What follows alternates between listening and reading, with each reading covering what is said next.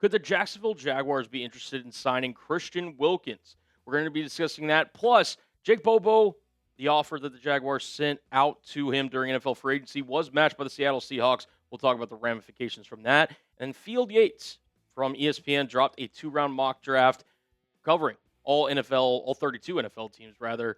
We're going to be discussing who he had the Jaguars selecting at number 56 overall on today's show. This is Jags Now, presented by Chat Sports. I am your host, Colin Brown. Without any further ado, let's get into it. Adam Schefter was the first to kind of break the news on the latest Christian Wilkins update, and he said the following on March 20th.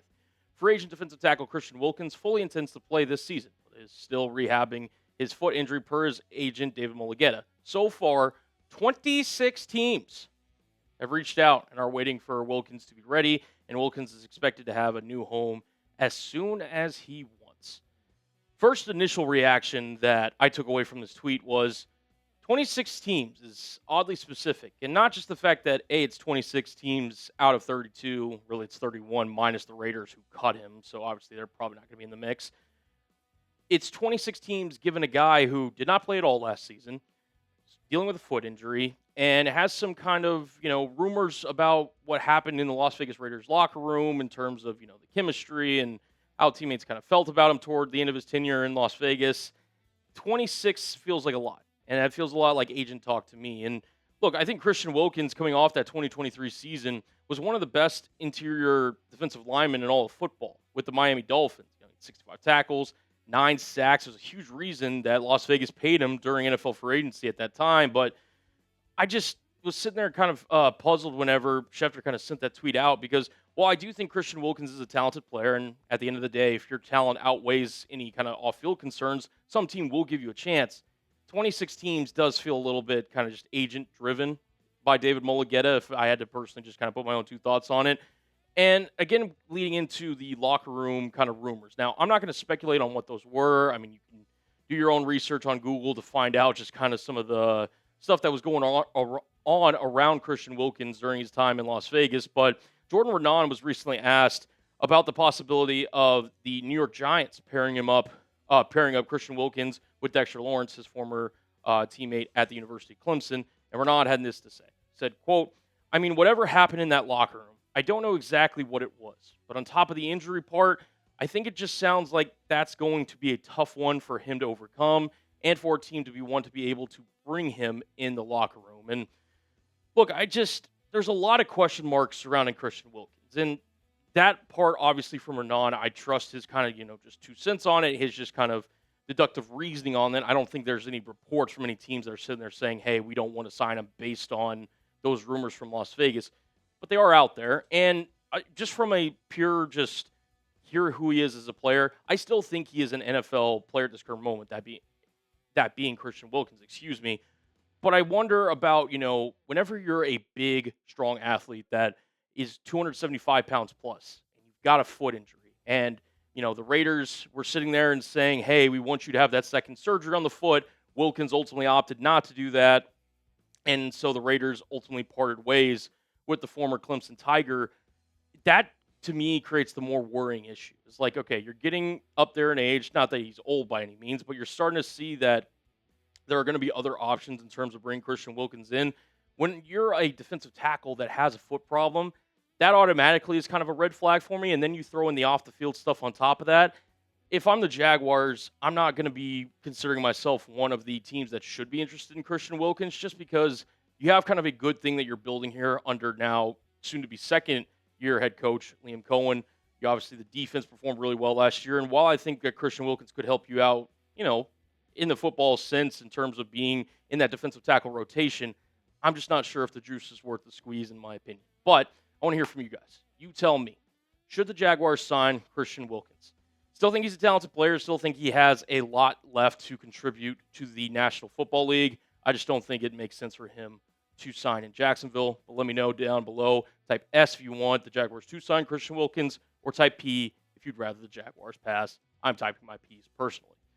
Moving on to the second bit of news. This was broken yesterday by Field Yates. We did a short on this on the channel, so make sure you guys subscribe, turn on your notifications for that one.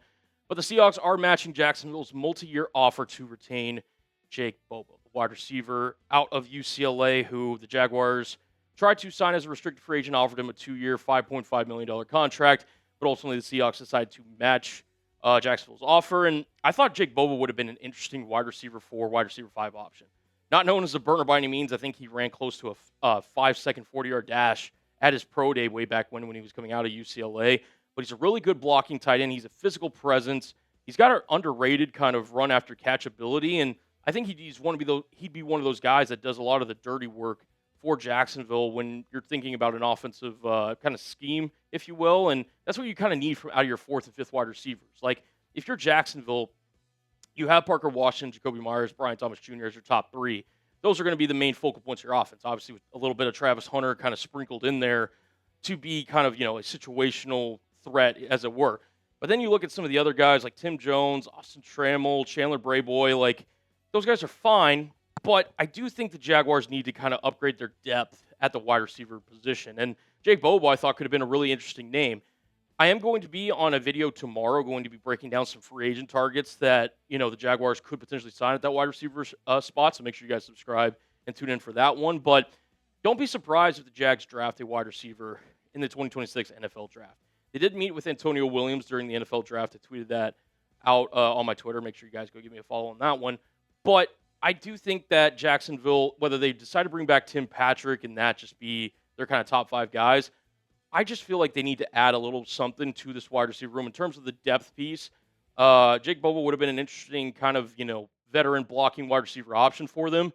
But I do think that on day 3 of the NFL draft, wide receiver, especially the amount of picks that Jacksonville has, wide receiver is a position to watch out for on day 3.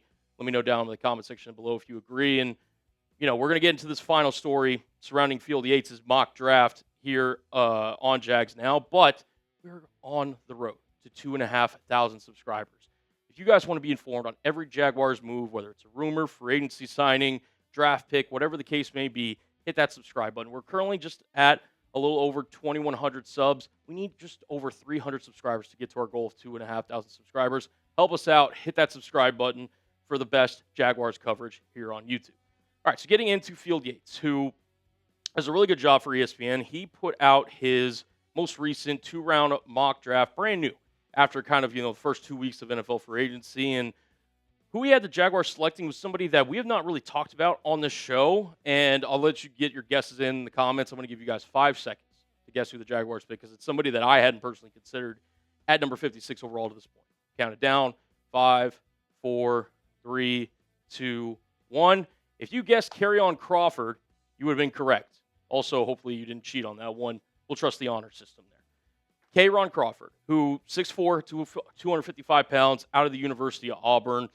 I do think the area of need is something that would fit what Jacksonville could potentially target at 56th overall. I, again, probably would preference it linebacker, defensive tackle, then edge. But I do think edge would probably be a top 3 need for the Jaguars, just kind of roster in total. But let's turn it over to Field Yates and see what he had to say on Kerryon Crawford, who did a nice, really job of writing down just some thoughts that he had on all the prospects that he had going in his mock draft. He said this on Kerryon Crawford. Jacksonville can use its first selection of the 2026 draft on pass rushing depth, as Crawford brings some serious juice. He played just 1 year of high school football before joining Arkansas State, so he's still coming into his own as a player. Crawford is electric, turning the corner on offensive tackles, and was more impactful than Keldrick Falk for Auburn back in 2025. And Field Yates really hit the nail on the head in terms of just his overall impact on the Auburn Tigers defense this past year. 36 tackles, 9.5 tackles for loss, 5 sacks, 43 pressures. He was truly a do-it-all guy for the Auburn Tigers, he was a defensive tackle, an edge rusher who was a captain on the team. I don't know why I said he was a defensive tackle, but as somebody that really made his impact known on the Auburn Tigers defense, has really explosive bend around the edge, can really give teams problems. Not as truly, what's the word I'm looking for, polished as a run defender yet in terms of his technique and setting the edge, which that's something that a lot of teams will look to develop in edges. So I'm not saying that he isn't a day 2 talent. I personally would have him as more of a round 3 grade, but to get him at number 56 overall when you're kind of the back half of the second round, to me is decent value for Kerryon Crawford. And like Yates mentioned in his quote, he did take a noticeable leap when he jumped from Arkansas State to Auburn. He had, really low-end stats there in the 2024 season and then jumped up in 2025. And that's whenever I'm looking at draft prospects, especially on day 2 or, kind of that edge position, I'm looking for guys that get better and better over the course of their college career. And for somebody that, again, last year of high school, he kind of found football, was able to go to Arkansas State, develop as a player, then transferred to Auburn where, he kind of struggled first his junior year, and then his senior year, he really seemed to put it all together. You're seeing that slow just kind of increase as a player and as a prospect. And if you're Jacksonville trying to build up the depth at this edge depth chart behind Josh Allen and Travon Walker, Josh Hines-Allen, excuse me, I think Kerryon Crawford could be a really interesting option, preferably with one of your round 3 picks, but nonetheless, I still think a really interesting prospect. That being said, as I kind of mentioned off the top, pick number 56, that first pick of this upcoming draft, it needs to be on the front 7. It needs to be, whether it's a linebacker, a stud to replace Devin Lloyd, whether it's defensive tackle to kind of inject some youth into this defensive tackle room that we've talked about ad nauseum. I'm not trying to be a broken record here.